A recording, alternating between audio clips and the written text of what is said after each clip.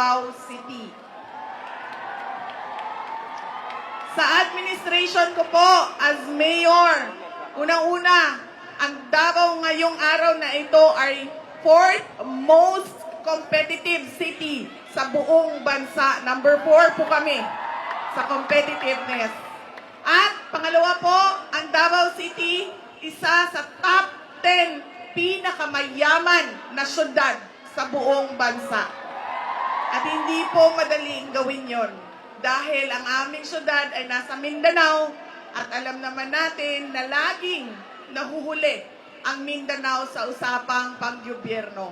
At hindi lang yan, at ito ang pinaka-importante sa lahat, sa aking term po as mayor ng Davao City, binayaran ko po lahat ng utang ng syudad ng Davao. Wala po kaming utang, debt-free po kami.